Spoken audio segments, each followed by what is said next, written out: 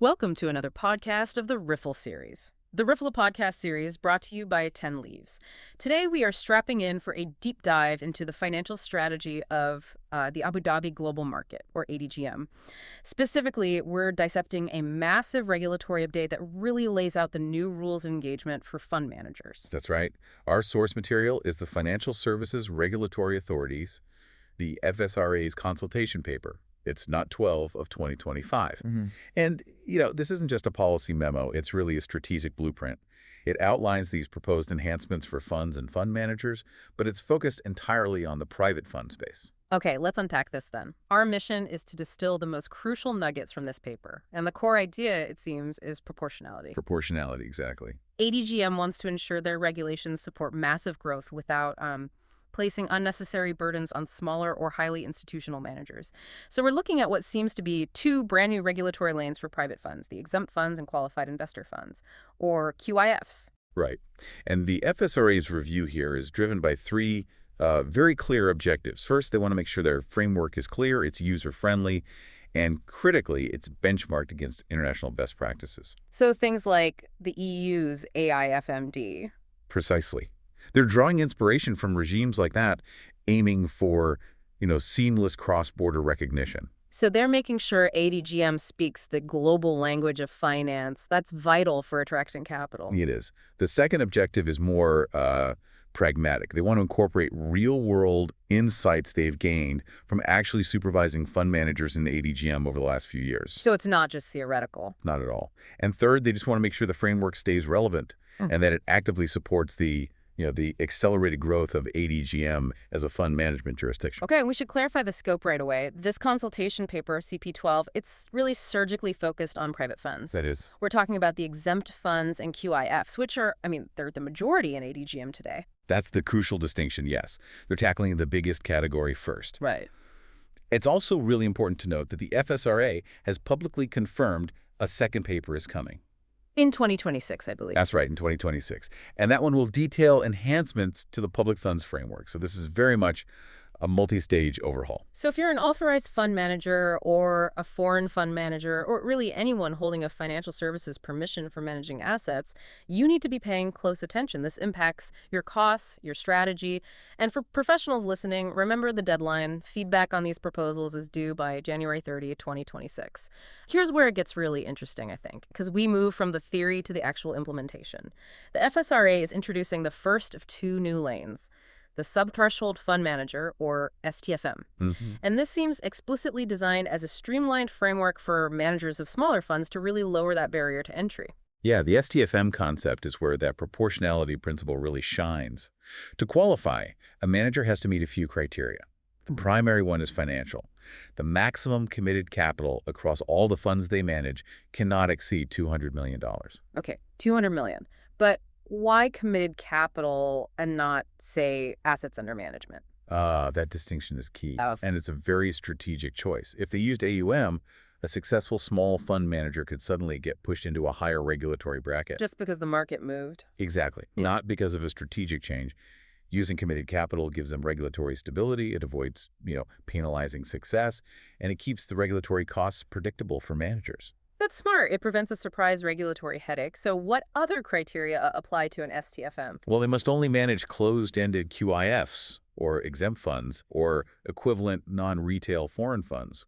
Closed-ended is the critical part here because it locks capital up. Right. It eliminates that liquidity risk. It does. And furthermore, they can't operate as a host manager. They can't delegate the actual investment management to a third party. The buck stops with the STFM. So what's the prize for playing by these rules? What regulatory relief do they get? This is where the cost savings must really show up. Absolutely. The dispensations are designed to drastically cut operational overhead. They get a streamlined authorization process, but the biggest headline is the capital requirement. They're subject to a fixed base capital requirement, a BCR of just $50,000. And crucially, they are exempt from the expenditure-based capital minimum, the EBCM. Now, for our listener, the EBCM is usually the big pain point, isn't it? Can you just quickly explain why getting rid of that is such a huge advantage? Sure. The EBCM typically requires managers to hold capital equal to a fraction of their annual fixed costs, often 3 months' worth. So for a small manager with staff, rent, tech, that can quickly become hundreds of thousands of dollars of locked up unproductive capital. I see. By exempting the EBCM, the FSRA is basically saying your initial operating costs won't suffocate you. It drastically lowers the cost barrier to entry. That is a very clear signal from ADGM. They want to capture that early stage fund formation. What about internal governance? Is that simplified too? It is. They don't have to appoint a specific finance officer or set up an internal audit function. If they do skip the finance officer, the senior executive officer, the SEO, has to explicitly take responsibility for prudential compliance. And the trade-off. The only trade-off is clear disclosure. STFMs have to state in all their marketing materials that they operate under this lighter framework. Okay, before we transition, we have to talk about venture capital fund managers, the VCFMs. They already had a specialized regime. How do they fit into this? Right, a great question. They're becoming a natural fit, really. VCFMs will now be a subcategory of STFM, so they'll be subject to that same $50,000 BCR. And the FSRA is using this opportunity to tighten a few things. Oh, like what? Well, that new $200 million committed capital limit will now apply comprehensively across all funds managed by the VCFM. It closes a potential loophole, prevents what we call regulatory arbitrage. We've seen how ADGM is attracting the small guys with the STFM. So now let's jump to the other end of the spectrum. The Institutional Fund Manager, or IFM. This one is aimed at firms dealing exclusively with the largest institutional investors. Yes, and this framework is all about the quality and the size of the investor. To qualify as an IFM, the manager has to only manage QIF's qualified investor funds, or their foreign equivalents. And the key filters are twofold. First, the funds have to mandate a minimum subscription amount of $5 million. $5 million? That's a high watermark. That certainly acts as a pretty robust proxy for sophisticated institutional money. It does. And the second filter reinforces that. Managed funds must not have natural persons, so individuals as unitholders. That combination guarantees an exclusively institutional client base. Which is why they feel comfortable offering some relief. So let's compare the capital structure for the IFM to the STFM. They seem to reflect different risk profiles. Precisely. For IFMs, the capital requirement is a bit higher than the STFM's bare minimum. They have to hold the higher of the $50,000 BCR or an EBCM set at $652 of annual expenditure. So that 652 fraction is about half of what a full scope manager would need to hold. That's right, about 50%. And what's fascinating here, to me at least, is why? Why is it higher than the STFM, which had basically zero EBCM? What's the regulatory concern driving that difference? The critical difference is liquidity risk. While STFMs are restricted to closed-ended funds, IFMs can manage very large funds, and importantly, they can manage open-ended funds. And that means redemptions. Exactly. Managing open-ended funds introduces significant liquidity risk, the need to meet redemptions instantly. That's why the FSRA requires a higher capital buffer, even with institutional clients. Proportionality applied to risk, not just size. I get it. But there's a big, very competitive proposed break for IFMs on professional indemnity insurance, or PII. Yes, this is a major one. Given their specialized lower-risk client base, IFMs are proposed to be exempt from the requirement to hold PII cover altogether. That's a huge operational saving. It is. The FSRA is basically acknowledging that institutional investors are sophisticated enough to do their own due diligence. They don't need that extra layer of PII protection. And I understand the FSRA is also looking for feedback on maybe extending some of these IFM exemptions. They are, yeah. They're considering extending the relief to a very narrow subset of investment managers who only act as sort of outsourced investment managers for affiliated fund managers and don't hold client money or assets. Again, it's about targeting specific low-risk roles to make sure the regulation isn't unnecessarily restrictive. Okay, so we've covered the structural changes for the funds themselves. Now let's talk about the people inside those structures. Employee investment vehicles, or EIVs. Allowing staff to invest in the funds they manage, that's a key mechanism for aligning interests, isn't it? It's huge for aligning interest and retaining top talent.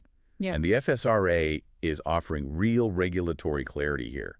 EIVs would be explicitly excluded from even constituting a fund. Which cuts out a whole layer of complexity. A whole layer. They'd also be exempted from the standard minimum subscription and client classification rules that apply to other funds. It just makes it operationally much easier for employees to participate. But there have to be safeguards, right, to make sure this benefit is strictly for people who know the risks. Absolutely. Participation has to be limited to employees or directors who are directly involved in the investment strategy, the front office staff, basically. And the manager has to demonstrate that the participant has the relevant knowledge and has signed a written acknowledgement of the risks. It really protects the integrity of the whole thing. So switching gears a bit, what does all this mean for foreign fund managers, the FFMs? It seems like the FSRA is significantly tightening controls here. This is definitely the strategic direction. The changes signal a very clear mandate for greater local substance. So what are the new controls? They're proposing several. For example, FFMs will now be restricted to managing closed-ended QIS only. Again, there's that liquidity risk control measure. Exactly. Limiting the systemic risk from foreign managers who might be overseeing easily redeemable funds. But isn't this tightening of controls like mandatory UAE residency for a director and mandatory use of local administrators? Doesn't that risk making ADGM less competitive for big international managers? That's the critical question, isn't it? And the trade-off is regulatory assurance and, reputational control. By requiring a UAE resident director and an ADGM-based fund administrator, the FSRA is asserting operational proximity. They're ensuring there are local points of contact directly under their oversight. And they have to appoint a local corporate service provider too, as an agent? Yes, an ADGM-licensed CSP.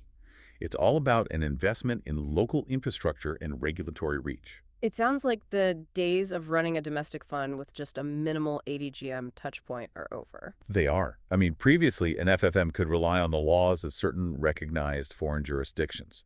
Now, they must subject themselves entirely to ADGM laws and jurisdiction. They're removing that reliance on Zone 1 equivalents. And, like STFMs, they'd be prohibited from operating as a host fund manager. Full responsibility. Full responsibility. This entire suite of rules enhances the FSRA's ability to oversee activities and manage risks tied directly to the ADGM brand. This consultation paper is a real strategic milestone. So, recapping the major developments, we've got two crucial risk-based regulatory lanes. We have the subthreshold fund manager, the STFM, for smaller funds capped at $200 million committed capital, and they get that massive capital relief. Right, the EBCM exemption. And then we have the institutional fund manager, the IFM, focused purely on sophisticated institutional clients with that $5 million minimum, getting exemptions like PII coverage. This whole movement is driven by proportionality to make ADGM hyper-competitive. Plus, we secured clear, favorable rules for employee funds through EIVs, facilitating that internal alignment. And we saw the tightening of controls for foreign fund managers, making sure any domestic fund has a robust nexus to ADGM. And we should also note, while this paper focuses on these big categories, the FSRA is actively seeking feedback on its existing specialist funds, too. We're talking private credit funds, green funds, private REITs. This comprehensive approach shows they're determined to make sure all their niche products remain fit for purpose. Which brings up an important question then. As the FSRA prepares for its second consultation paper in 2026, the one that will cover public funds, how might this success, or, the potential challenges of implementing these detailed private fund frameworks influence the trajectory of broader financial regulation across the region? I mean, will the principle of proportionality we're seeing here become the blueprint for future public fund regulation? It creates a fascinating template. If these new frameworks successfully attract capital and talent without increasing risk, it sets a very, very high bar for clarity and efficiency for all future regulatory changes in the region. A lot to monitor as the ADGM continues to aggressively refine its role as a global financial center. Thank you for joining us for this deep dive into the FSRA's strategic regulatory thinking.